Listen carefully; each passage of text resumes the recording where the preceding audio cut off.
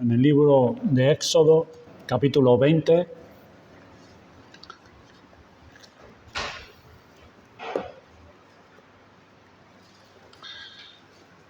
Estamos con la serie de los 10 mandamientos, la ley moral de Dios.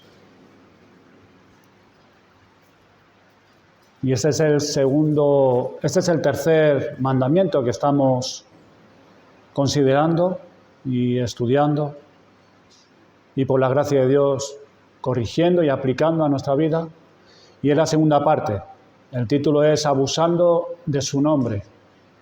Y dice así en el versículo 7 del capítulo 20: no tomarás el nombre de Jehová tu Dios en vano, porque no dará por inocente Jehová al que tomare su nombre en vano.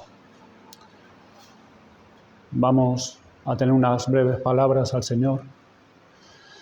Padre, Dios soberano y Señor del cielo y de la tierra, te damos gracias por este tiempo que tú nos permites tener para poder escuchar tu voz a través de las Sagradas Escrituras, por medio de la predicación, el medio que tú has establecido para que tu pueblo sea edificado y para que los pecadores vengan a la fe y al arrepentimiento, a tu Hijo Jesucristo. Señor, te pedimos, como hemos cantado, que tú ilumines nuestro entendimiento, nuestra mente, que también, Señor, sensibilices nuestro corazón y también muevas nuestra voluntad, Señor, a la hora de ver las implicaciones para poder aplicar a nuestra vida en todos los ámbitos. Ayúdanos, Señor, glorifícate tú en medio de tu pueblo que estamos aquí reunidos, a unos para santificación y otros para salvación. Señor, sea prosperada tu palabra por el Espíritu Santo y tu Hijo Jesucristo exaltado y glorificado en todos aquellos que vayan a Él buscando de su gracia y la salvación, el perdón de sus pecados. Te lo pedimos en el nombre de Jesucristo. Amén. Amén. El tercer mandamiento trata de la forma que hablamos de Dios, cómo nos dirigimos a Él, cómo pensamos acerca de Él. Empezamos por lo más importante, su nombre. No tomarás el nombre de Jehová, tu Dios, en vano. Dios es eterno e inmutable, que existe por sí mismo, sin necesitar nada de nadie, ni que nadie le añada nada. Su nombre es la sustancia de su naturaleza santa. Hoy se ha recalcado mucho hoy acerca de su naturaleza, la santidad de Dios. Esta palabra especial, Jehová, no tomarás el nombre de Jehová, se refería a la naturaleza de Dios, como un Dios que hacía promesas y que a su vez las cumplía. Es así como el Señor se reveló a su pueblo, a los judíos. Yo soy Jehová. Antes a Moisés estuvimos considerando que él se reveló en la zarza ardiente como yo soy el que soy. Pero aquí a su pueblo se revela como Jehová, el Dios que cumple el pacto, el Dios del pacto con Abraham, con Isaac, con Jacob. En la palabra nombre tiene implícita también la omnipotencia de Dios. Dios creó todas las cosas de la nada, sencillamente por su palabra. Y estuvimos considerando qué es tomar el nombre de Jehová en vano. Lo primero que se nos puede pasar a la cabeza, por los que no estuvieron, es decir una palabrota o usar mal el nombre de Jehová, porque son 4 consonantes hebreas, que es imposible. Le han tenido que añadir algunas letras, porque si no sería imposible, no podríamos ni pronunciarlo. Es más que eso. Tomar su nombre en vano es reducir a Dios, que es omnipotente, al mismo nivel de los falsos dioses que el hombre ha inventado conforme a su imaginación. Eso es tomar el nombre de Dios en vano. Tomar en poco la revelación que Dios ha dado de sí mismo a través de las Sagradas Escrituras. Es pisotear descuidadamente el pacto de Dios, por el que ofrece la salvación, y es despreciar su naturaleza santa.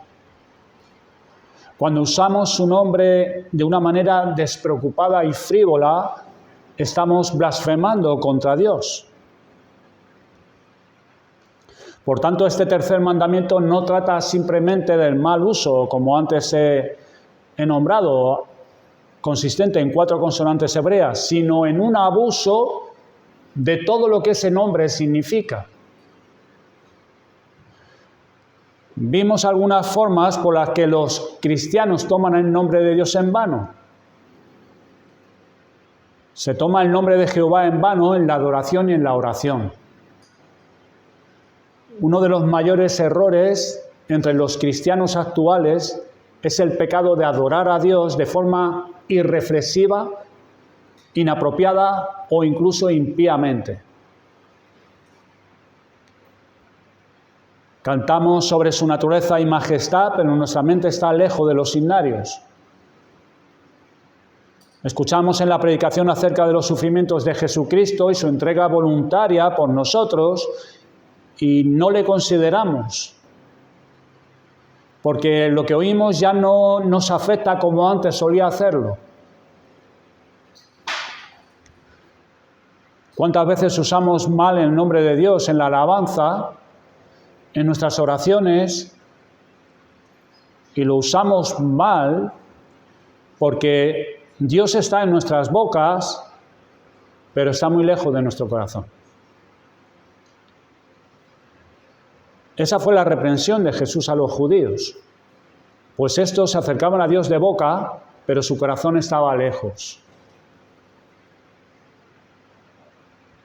El nombre de Dios, hermanos y amigos, es tan excelso que merece siempre que lo santifiquemos. Dice el salmista: cuán grande es tu nombre en toda la tierra. Te has vestido de gloria y de magnificencia.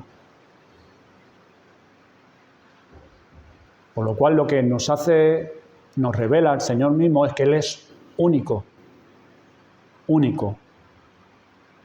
Vimos los mandamientos anteriores. No hay otro Dios. No hay otro Dios. Aunque haya miles de religiones, no hay otro Dios. Dios es el Dios creador. Y su ley es para todos los hombres que Él ha creado. El nombre de Dios es tan ilustre y glorioso que su gloria brilla independientemente si su criatura lo santifica o no. Su gloria brilla porque en Él resplandecen todas las perfecciones de su naturaleza, su santidad, su sabiduría, su misericordia. Por tanto, utilizar su nombre sin respeto y sin considerarlo como es digno es rebajar su naturaleza y ponerle en ridículo. Hablar a la ligera, sin respeto y sin considerar su nombre, es no comprender quién está detrás de estas leyes. Y por tanto evidencian una idea errada que podemos llegar a tener de quién es Dios y una baja estima de Él y de lo que espera y demanda de nosotros. Dios termina el tercer mandamiento con una terrible advertencia: no dará por inocente Jehová al que tomare su nombre en vano. No dará por inocente Jehová.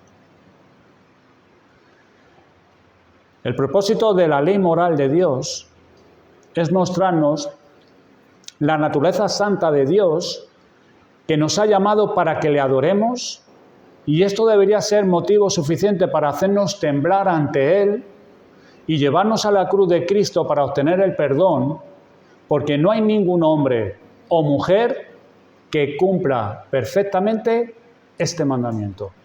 Ninguno de los que estamos aquí. Ninguno. Pero eso tampoco nos puede relajar. Ninguno lo cumple. Pues ya está. Como todos somos pecadores. No. Pues Dios nos ha dado su ley para que la obedezcamos.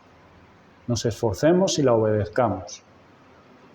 Hoy vamos a considerar otras formas por las cuales el nombre de Dios es tomado en vano. Una de las maneras más comunes que los cristianos violan este mandamiento es cuando utilizan su nombre para apoyar una mentira. En Levítico 19:12 dice, Dios añade: no juraréis falsamente por mi nombre, profanando así el nombre de tu Dios. Yo, Jehová. No podemos reducir esta prohibición, porque lo primero que se nos puede ocurrir cuando dice no juréis falsamente es que lo podamos reducir a la prohibición al ámbito de las mentiras de aquellos que declaran ante un tribunal. Esto va mucho más allá. Y tenemos un ejemplo en Primera de Reyes 13. Sí que quiero que vayan allí un momento conmigo. Primera de Reyes 13.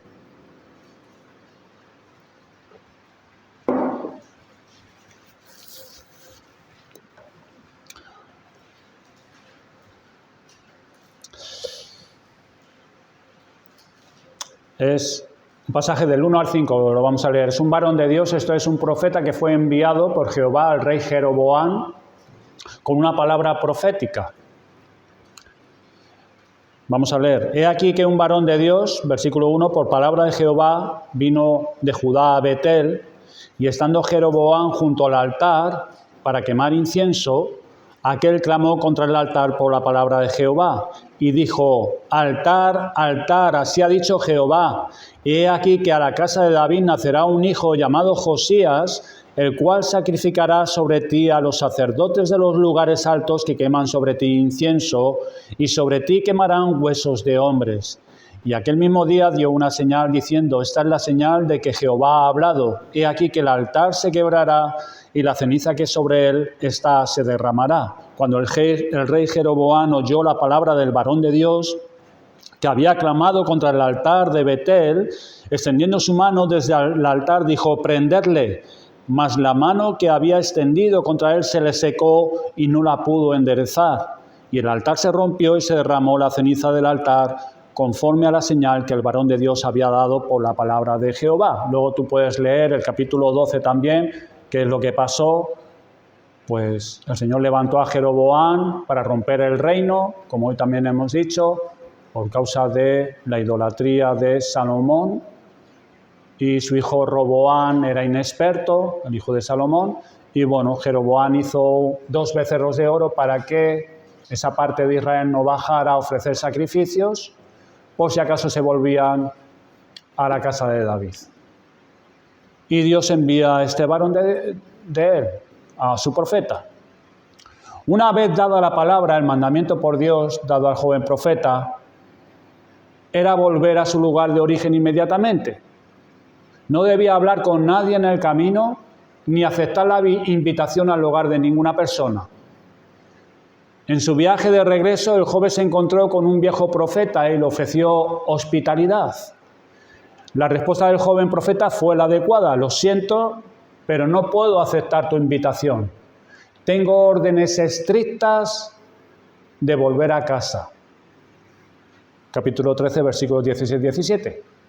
El anciano apoyó su invitación diciendo: yo también soy profeta como tú, y un ángel me ha hablado por palabra de Jehová, diciendo: tráele contigo a casa para que coma pan y beba agua. Eso lo tienes en el versículo 18. Esta era una flagrante mentira, como lo demuestra el resto de la Escritura. Estaba mintiendo el falso viejo profeta. No le había hablado ningún ángel. Una mentira o traición envuelta con lenguaje espiritual no deja de ser una mentira. Pocos o ninguno de los que profesamos ser cristianos tenemos problemas con la blasfemia, esto es, tomar el nombre de Dios para decir una palabrota.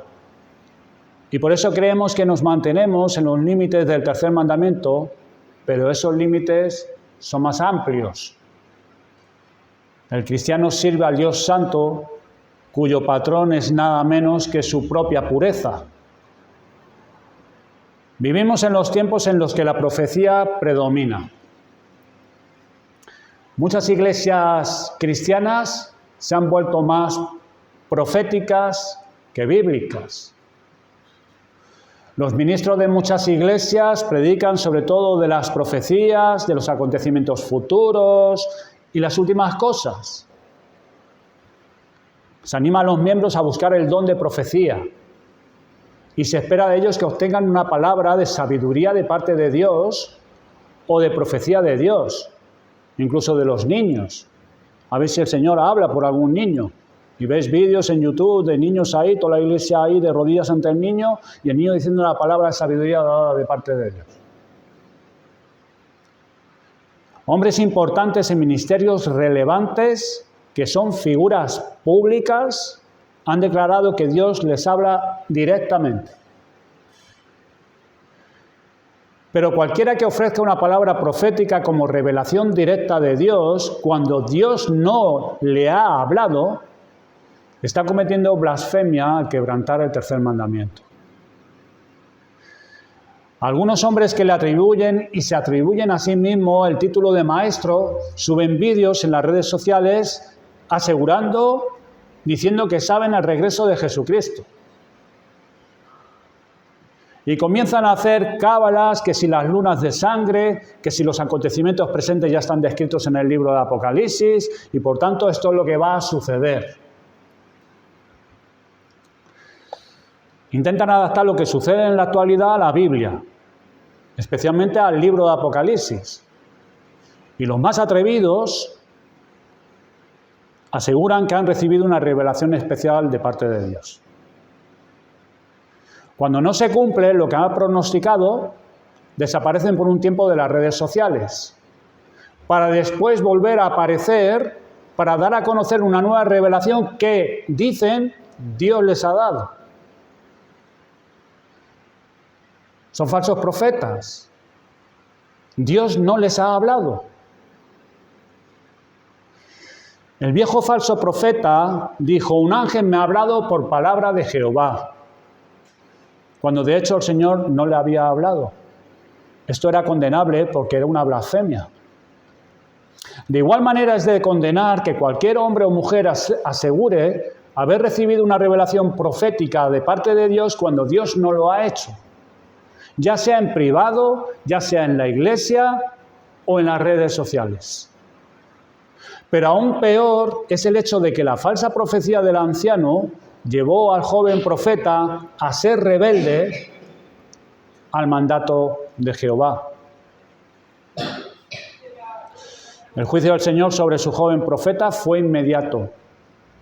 Fue atacado por un león y murió.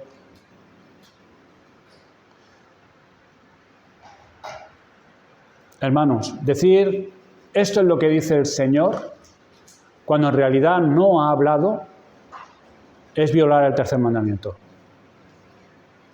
Y no dará por inocente Jehová al que tomare su nombre en vano. Decir Dios me ha dicho, cuando Dios no te ha dicho nada, es pecar contra el Señor. Es tomar su nombre en vano. Muchas iglesias que fomentan esta práctica no parecen inmutarse cuando la profecía no se llega a cumplir. Y tampoco se aplica ninguna disciplina, y cuando se aplica es muy débil. Hoy, como antes dije, prolifera la profecía, pero leemos y oímos muy poco acerca de la comprobación de su veracidad y casi nada de la disciplina de lo que es manifiestamente falso. De las 6 cosas que Dios aborrece, una de ellas es la lengua mentirosa.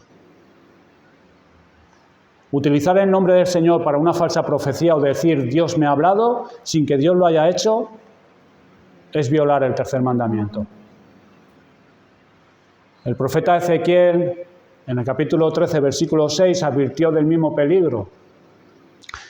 Dice así: vieron vanidad y adivinación mentirosa. Dicen, ha dicho Jehová, y Jehová no los envió. Con todo, esperan que Él confirme la palabra de ellos. Uno de los actos más terribles entre los cristianos es cuando alguien afirma tener palabra especial de Dios. Es de ahí donde han salido todas las sectas que estaban en alguna denominación cristiana y aseguran que recibieron una revelación especial de Dios y se distanciaron de la denominación cristiana para crear ellos mismos su denominación. Si no está en lo cierto, entonces está quebrantando el tercer mandamiento. Y Dios advierte, estará mi mano contra ellos.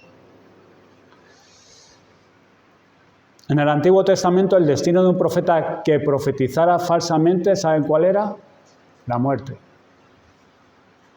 La muerte. Jeremías advirtió, falsamente profetizan los profetas en mi nombre, no los envié, ni les mandé, ni les hablé. Visión mentirosa, adivinación, vanidad y engaño de su corazón os profetizan.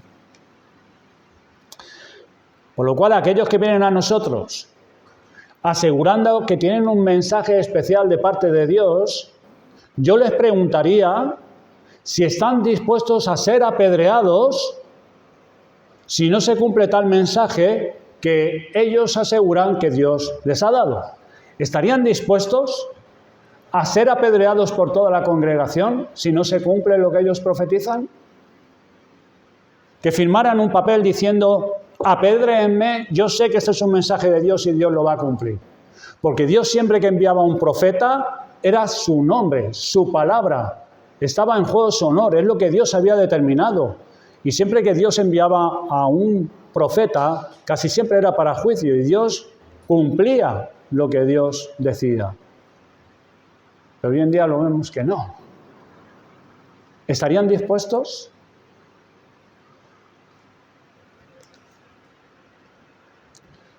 Pues no. Por supuesto que no les vamos a apedrear. Es Dios mismo quien se encargará de ellos, porque Dios es celoso de su nombre, y es Dios quien se va a encargar de ellos.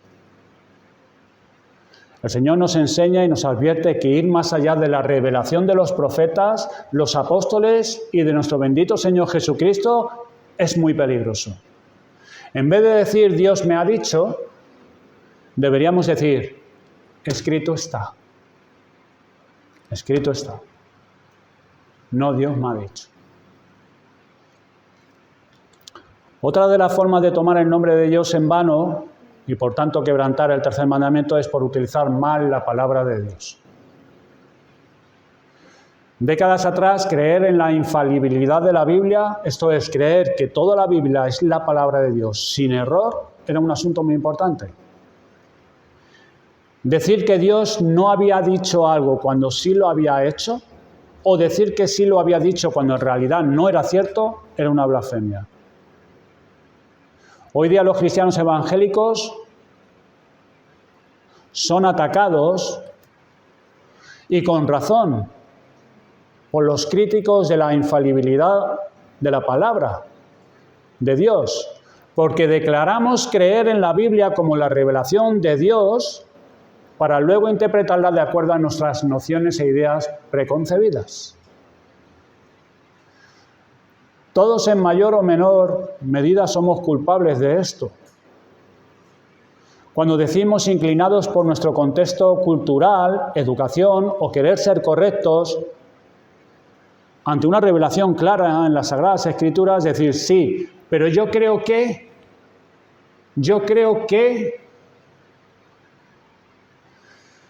Lo que es de mucho motivo de preocupación es el declive de muchos evangélicos que seleccionan pasajes para demostrar lo que es contrario al espíritu general de la Escritura, para rechazar lo que no les gusta, lo que les es incómodo en dichos pasajes, y así querer demostrar que aquello en realidad no forma parte de la Escritura. Algunos círculos evangélicos, y me has escuchado bien, algunos círculos evangélicos han intentado justificar la conducta homosexual forzando nuevas interpretaciones del Levítico 18:22. No te echarás con varón como con mujer, es abominación. Algunos fuerzan una nueva interpretación con suposiciones infundadas, como que David y Jonatán mantenían relaciones eróticas, o que el sirviente del centurión era un esclavo homosexual. De manera similar en lo referente al papel de la mujer. Quizás para ti ahora mismo estás escuchando esto y pues eso es una aberración, una abominación, y lo es. Cómo reinterpretan o intentan demostrar que eso no es así, tal como está escrito. Pero el papel de la mujer en el liderazgo y ministerio de la Iglesia. Algunos evangélicos han sugerido que 1 Corintios 13:34, que lo vamos a leer, por si no sabe lo que está escrito,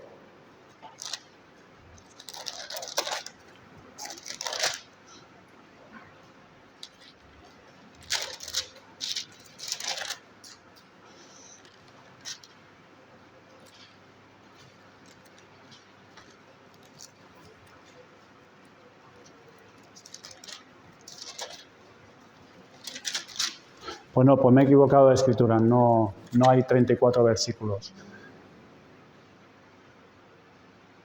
Pero es el que la mujer aprenda en silencio.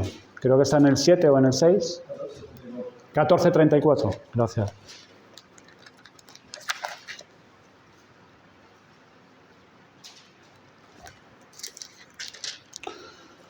Vuestras mujeres callen en las congregaciones, porque no les es permitido hablar, sino que estén sujetas, como también la ley lo dice. Y si quieren aprender algo, pregunten en casa a sus maridos, porque es indecoroso que una mujer hable en la congregación. Y algunos evangélicos han sugerido, en realidad, que esto no es parte de la carta original de Pablo. Pero las evidencias que ellos presentan son tan débiles que no las aplicarían de la misma manera a ningún otro texto de la Biblia. De igual manera, el debate actual, si el infierno es para siempre o no, ha generado una aglomeración de extrañas reinterpretaciones de palabras y frases cuyo significado muy pocas veces había sido puesto en duda a lo largo de la historia de la erudición evangélica. Puede que todos erremos en nuestra comprensión de pasajes y versículos concretos de la Biblia. Por eso tenemos los diccionarios bíblicos, los comentarios. Pero si quebrantamos principios de interpretación aceptados para forzar nuestra preferencia en un pasaje, estamos utilizando mal su palabra y, por tanto, su nombre. Estamos afirmando, esto es lo que dice el Señor, cuando es obvio que Él no lo dijo. Hermanos, gran parte de la gloria de Dios reside en sus verdades, los cuales son sus oráculos. Él nos confía dichas verdades como un tesoro. Nosotros no tenemos gemas más preciosas que confiarle que nuestras propias almas, ni Él una joya tan valiosa para nosotros como sus verdades, su palabra revelada para nosotros. Su palabra manifiesta su gloria. Entonces, cuando usamos mal su palabra, deshonramos su nombre. Para evitar pecar contra el Señor debemos ser diligentes, prudentes y temerosos. Hemos de esforzarnos en lo profundo y serio estudio y meditación perseverante de las Sagradas Escrituras. Y aunque no tuviéramos comentarios ni diccionarios, como hablando con un hermano, la hermenéutica, la misma palabra de Dios, da testimonio ella misma. Y eso requiere estudio. Debemos ser diligentes. El nombre de Dios es muy honrado por su pueblo cuando estos defienden con santo celo sus verdades. Por último, tomamos el nombre de Dios en vano por causa de nuestra mala conducta. El término para blasfemia en el hebreo del Antiguo Testamento era la palabra naatz, que significa insultar o despreciar. En la actualidad hay un humor de mal gusto que bromea sobre Dios y Cristo. Lo encontramos en las películas, en los programas televisivos de humor, los chistes que hacen acerca de Dios, de Cristo, de la última cena.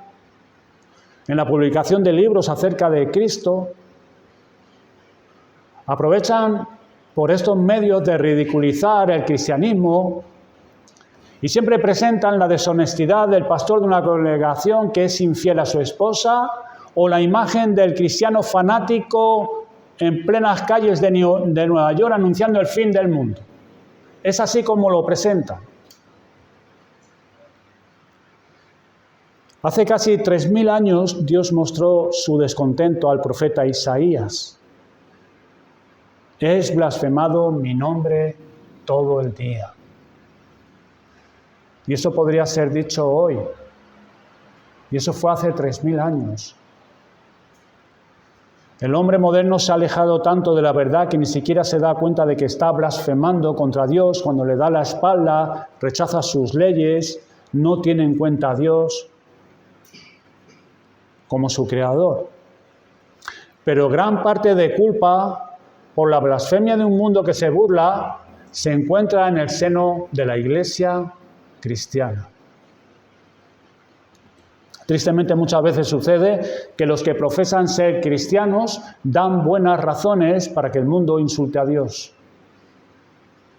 Tomamos el nombre de Dios en vano cuando por nuestra vida y conducta, ya sea en casa, en el trabajo o en la clase, damos motivos de burla o sarcasmo contra Dios. El rey David fue el hombre que escribió muchos de los salmos más bellos que hallamos en la Biblia. Por medio de los salmos que compuso, mostró su profundo amor a Dios y amor a la palabra de Dios. Pero David también pecó gravemente. Miren en 2 Samuel capítulo 11, lo que leeremos, si Dios lo permite, la próxima semana.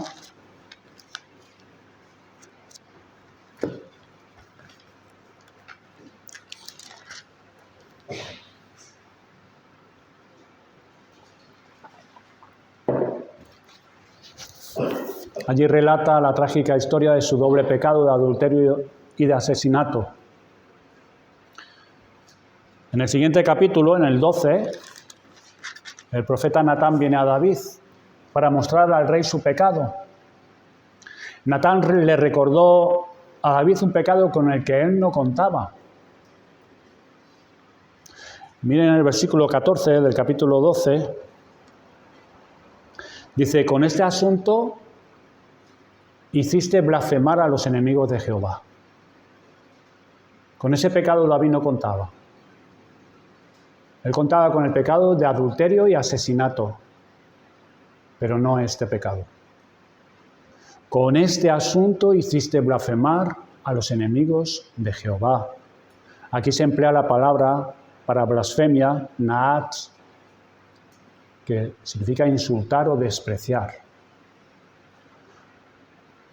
Por su pecado, David había llevado a sus enemigos a insultar, a despreciar a Dios. ¿Pero cómo lo había hecho? Pues las naciones que rodeaban el reino de David habían estado observando a este rey y habían llegado a la conclusión de que era un increíble guerrero y que tenía un Dios fuerte a su lado. Y que este Dios era muy diferente a sus deidades. Estos pueblos mantenían un temor reverencial ante él, ante este Dios y ante David, y concluían, ciertamente pueblo sabio y entendido, nación grande es esta. Porque ¿qué nación hay que tenga dioses tan cercanos a ellos como lo está Jehová su Dios, en cuanto le piden? ¿Y qué nación grande hay que tenga estatutos y juicios justos como es toda esta ley? Pero cuando escucharon lo que David había hecho, por favor, si pueden prestar atención. Cuando escucharon lo que David había hecho, empezaron a correr los rumores. ¿Habéis oído lo que ha hecho este rey de Israel? Resulta que después de todo, su Dios no es tan distinto como parecía. Y blasfemaron contra el nombre de Dios de David. Hoy en día el comportamiento de muchos cristianos está provocando que el mundo desprecie a Dios. El mundo blasfema contra Dios, pero el cristiano comparte esta culpa. Dirigentes cristianos que se ven obligados a dimitir por una escandalosa aventura o por ansia de dinero. El mundo desprecia su hipocresía y a su Dios. Otros, llevados por comportamientos extravagantes y antibíblicos, llevan al mundo que les observa a que se ría de semejante necedad por las prácticas en la adoración, proporcionándoles así una excusa para rechazar la fe cristiana. El mundo desprecia a Dios y el cristianismo, cuando ve cómo son tratados sus dirigentes por los miembros de su congregación o cómo se comportan amargamente los unos con los otros. Todos estos son responsables de la blasfemia de un mundo despectivo. Pablo presenta el asunto llanamente. Tú que te jactas de la ley, ¿con infracción de la ley deshonras a Dios? Porque como está escrito, el nombre de Dios es blasfemado entre los gentiles por causa de vosotros. Hay muchos hoy que profesan su cristianismo como aquellos de quienes Pablo escribió a Tito hace casi 2000 años. Profesan conocer a Dios, pero con los hechos lo niegan.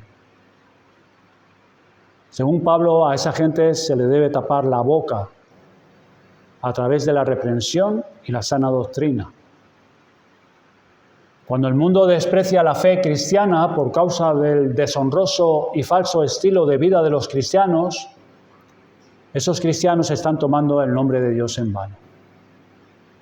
Y son los cristianos los que están blasfemando tanto como el mundo.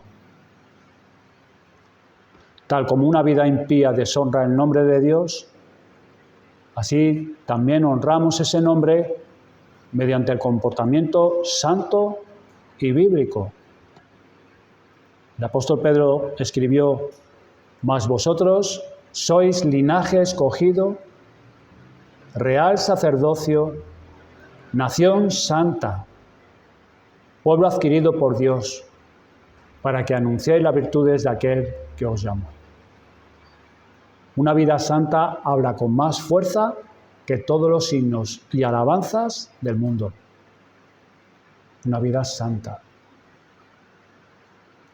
Cuando nuestra luz brilla de tal forma que los demás puedan verla, estamos glorificando a Dios. Si nuestras vidas resplandecen, su nombre resplandece en nosotros.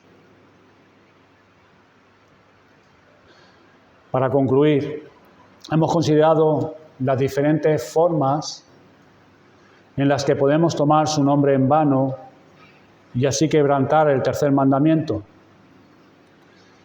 No tener en cuenta a Dios, adorarle descuidadamente o de forma inapropiada, abusando de su nombre, usándolo de una forma frívola y despreocupada.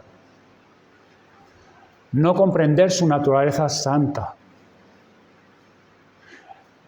Hermanos, advirtamos que el verdadero propósito y carácter de una persona piadosa es que se esforzará en exaltar y glorificar el nombre del Señor. La pregunta que debemos plantearnos en todo momento todos nosotros como hijos de Dios y seguidores de nuestro Señor Jesucristo es: ¿contribuirá este acto mío a honrar el nombre del Señor? ¿Exaltará a Dios? Todos hemos quebrantado la ley de Dios y en particular el tercer mandamiento. Hemos tomado su nombre en vano en nuestras oraciones, en la adoración que le hemos ofrecido. En innumerables ocasiones la adoración que hemos presentado a Dios ha sido fría, mecánica y superficial. Hemos utilizado mal su palabra.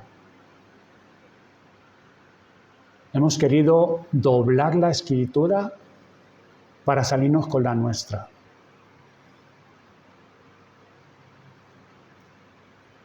Hemos reinterpretado algunos pasajes para intentar que diga lo que no dice, porque así nos convenía.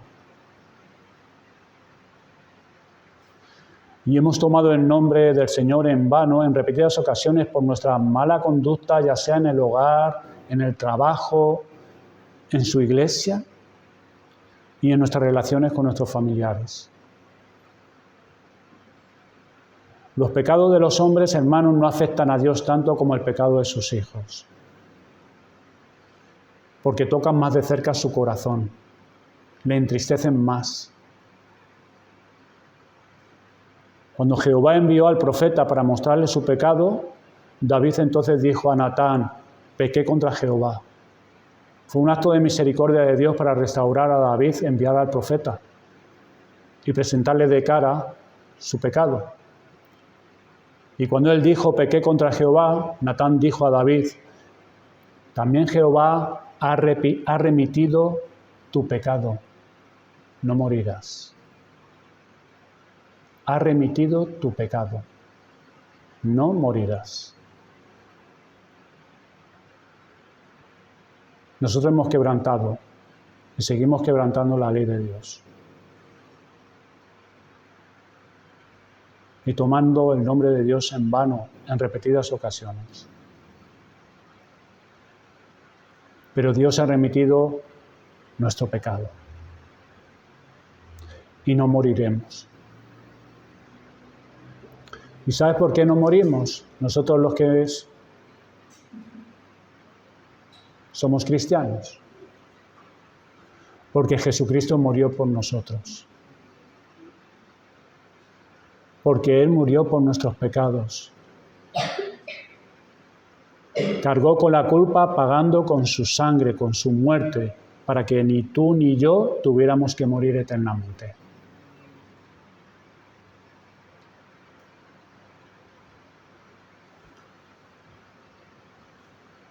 Dios ha remitido tu pecado, no morirás.